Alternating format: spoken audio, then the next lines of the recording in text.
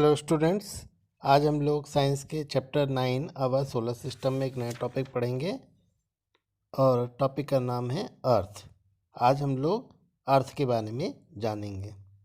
तो प्यारे बच्चों, पिछली वीडियो में हम लोगों ने सोलर सिस्टम, प्लैनेट्स और सैटेलाइट के बारे में जाना था और आज की वीडियो में हम लोग हमारी प्यारी पृथ्वी जिस पे हम रहते हैं उसके बारे में जानेंगे। In the beginning, the earth was a large ball of gases. Gradually, as it cooled, it became hard and wrinkled. Folds started appearing on its upper surface. तो बच्चों, हमारी पृथ्वी जब बनी थी शुरू में, तो वास्तव में क्या थी? वो गैसों का एक हमारी जो पृथ्वी थी वह the large ball of gases, यानी वो गैसों का एक बहुत बड़ा बॉल जैसा आकृति की थी।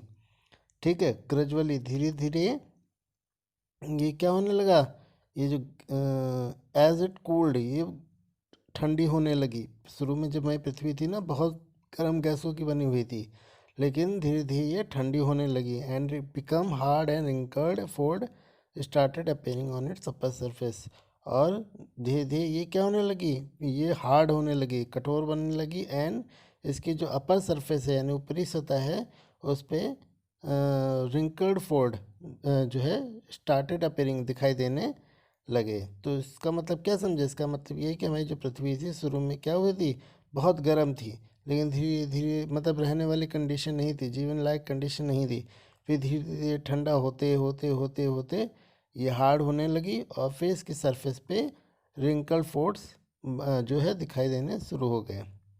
ठीक है, अब आइए जानते हैं हम अपनी पृथ्वी के स्ट्रक्चर के बारे में।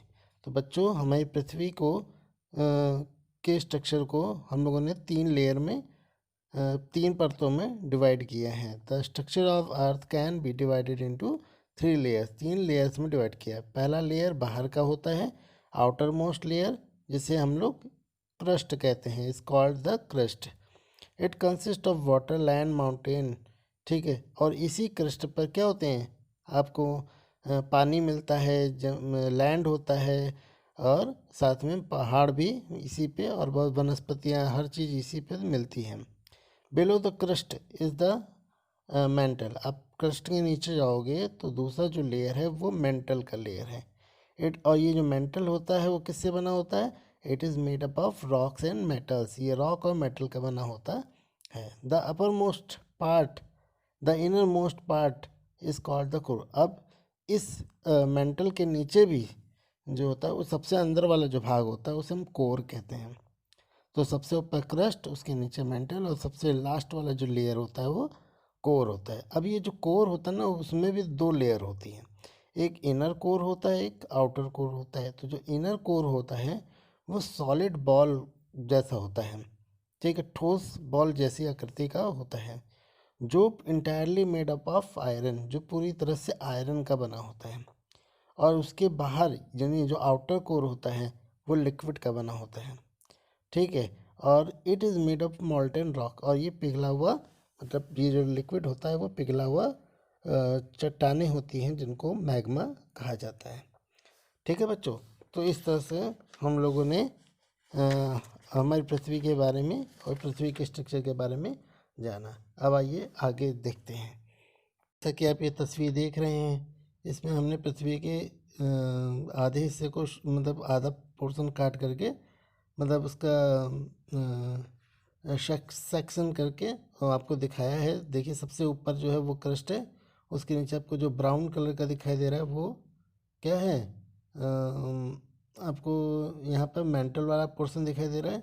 और उसका जो येलो वाला भाग दिखाई दे रहा है वो कोर है, आउटर कोर है। और जो अंदर वाइट कलर में दिखाई दे रहा है वो इनर कोर है। इनर कोर पूरी तरह से मेटल का बना होता है। ठीक है, और क्या नाम है, मेटल का बना होता है, जिसको मैंने आपको बताया था, सॉरी मेटल बोला था, आयरन का बना होता है। ठीक है, और आउटर कोर जो है वो मॉल्टन रॉक यानी मैग्मा का लिक्विड फॉर्म होता है। ठीक है, तो इस तरह से हम लोगों ने पृथ्वी के स्ट्रक्चर को चित्रों के माध्यम से भी समझा। अब जान लेते हैं और कुछ बातें। Earth can be compared to a boiled egg. Earth को हम एक उबले हुए अंडे से कंपेयर कर सकते हैं। ठीक है, अब where cell is the crust, जिसमें आप जो वाइट कलर का छिलका देखते हो वो क्रस्ट होता है।